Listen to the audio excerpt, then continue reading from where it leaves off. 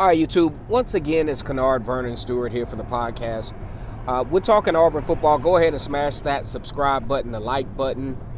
Also, if you feel compelled to, go ahead and hit the Cash App, Vernon Speaks. Also, leave a super chat, as this is a live stream. Want to give a big shout out to all the Auburn fans, all the likes, comments, and subscriptions. And as always, it's great to be an Auburn Tiger, War Eagle. Want to give a shout out to all the guys at All About Auburn on Facebook. Want to give a shout out to E2C. Want to give a shout out to all the Auburn content creators who give us a constant set of entertainment when it comes to Auburn football, but not a big shout out to AL.com.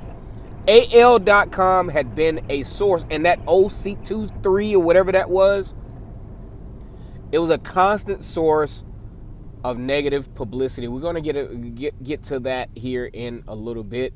Like the video, like I said before, comment and subscribe to the channel. And as always, it's great to be an Auburn Tiger, War Eagle. After what seemed like a long 2 weeks, it was actually only a couple of days, maybe 4 or 5 days. It had been surfaced that Bryan Harsin had been doing some wrong down there at Auburn.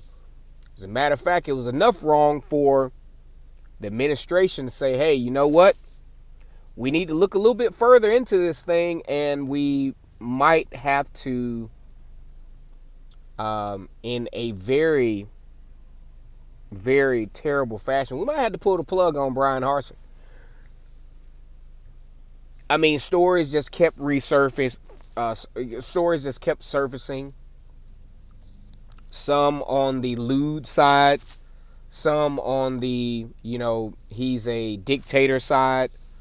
All of those things that came to surface that actually caught a huge level of attention from the Auburn fan base. So much so, I don't know if you guys remember, but Auburn actually has the #1 basketball team in the country. Now, I understand that there was a loss to Arkansas earlier this week, but you talk about overtime, less than 5 points. If they're not #1 anymore, they'll at least go down to #2. They'll be among the top 3 in the country. So no harm, no foul there. Only thing is, they're just going to have to hold on to their grip of the SEC conference, because there's some other good teams in the SEC conference that has losses non-conference but are doing pretty well within the conference. So let's not get too far off subject. Want to give a big shout out to F. Scott Fitzbeagle. I want to give a shout out to Scotty Boyd. Want to give a shout out to my first subscriber, Andre Boyd. I want to give a shout out to Wes Cooley, I think his name is, always commenting. Want to give a big shout out to all of the subscribers out there. Go ahead and like the video. Like I said before, comment and subscribe to Vernon Speaks Sports Auburn War Eagle. So, as I thought, and as it turns out, Auburn will retain Bryan Harsin as the coach. Now, I got a few takeaways from this. And a lot of you might agree, some of you might not agree. I got a few takeaways from this, and it was actually glaring how this stuff kind of stuck out like a sore thumb. Number one, my first takeaway is, I think you got to be careful as an Auburn fan how you look at social media. You have to be media outlets in general. You have to be very cautious as to the face value that you put into a lot of media outlets. Now, AL.com went on the other day and said, look, it's over for Harsin. It's a wrap. And most of us kind of believed it. And rightfully so. I mean, you've had all this negative jargon going on all week about Bryan Harsin, so why not believe it? Why not believe the conspiracy theory of the boosters that they're trying to get Harsin out of there? Now, I just don't believe. I believe there's some gangster shit going on, kind of, sort of. But I don't think it's gangster to the point that you all made it out to be. Because, I mean, the Booster Club and Auburn just saying, hey, look, we just going to find a way to get this man out of here. I just thought that was a real, that's just, that I just refuse to believe that we have a bunch of gangsters down there at Auburn. And now I'm not taking away from the volatile way that they do things at times. And I'm not sunshine pumping the Booster Club. For one, I don't know the inner workings of the Booster Club, so I can't really talk on how they operate. And a lot of y'all can't either. You all have just been told that there's this big group of boosters that contribute to Auburn, which they do more than likely. And you feel like these are the big bad wolves and they will huff and puff and blow your house down, which is what was thought to have been done to Bryan Harsin. But you still got to have checks and balances with anything, right? Now, I understand the power that any group of people with a large sum of money may have. But then you got to think about your power has to go beyond money. You have to have a real deal thought process when it comes to this. What are the big obstacles if we do decide to do this? I mean, we can do it, but the obvious question is whether we should do it or not. A couple of reasons why you shouldn't. This is my takeaway from my second takeaway.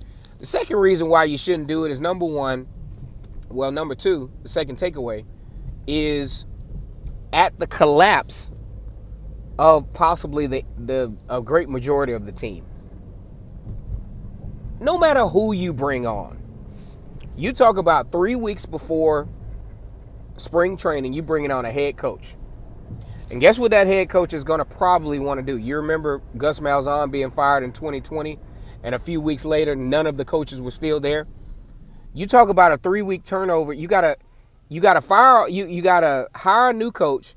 He fires all the coaches that you got there, and now you got a cultural issue. Now you got a staffing issue. Now you got personnel issues from a football standpoint, and then you also have financial issues. You got to buy all these guys. So no, it does not make sense. It does not make sense. Second year head coach went 6-7 in his first year, right? Not great, not good. Some would even say it was absolutely terrible. But I just think the ends didn't justify the means. You don't cut your nose off to spite your face. And in my opinion, that's what I think Auburn would have been doing. The third and final thought of this whole Bryan Harsin situation is either you're going to support the coach or you're not. I understand you might not like a lot of the things that he does. A lot of the stuff that happened, especially during the 5-game losing streak, I could mitigate a lot of that stuff, but I don't have time for that today. At the expense of some of our more remedial Auburn fans accusing of sunshine pumping, so I'm not going to do that today. But either way, I think you got to get behind the guy. He's there. I mean, what kind of energy? Just think about all the energy you're going to lose by not supporting. Now, by supporting, I don't mean agreeing with everything that he does. And on the flip side to this, I think Bryan Harsin also is going to have to give a little bit too. Because if you look at his tenure, he's always left Boise State for a year and always gone back. You know? He never got a chance to understand that there's a different culture of football, a different method of operation of football outside of the friendly confines of where you were born, where you went to college, and where you decided to coach. All in the same area. So that's all you know. If anything, and this is part 2 to my third takeaway, if anything, this is going to give Bryan Harsin the opportunity to quite possibly be a really good football coach, because now Auburn has actually stopped his own trend in going to a school and only staying there one year. So he doesn't get a chance to find out what happens the next year. What happens as you build a culture? What happens? And maybe maybe you'll find out that your culture might not work here, and you have to adjust thereof. This gives Bryan Harsin the opportunity to adjust, to get off that rigidity that he's accustomed to being able to have the luxury of doing, because he's in the confines of his home. He knows how that works.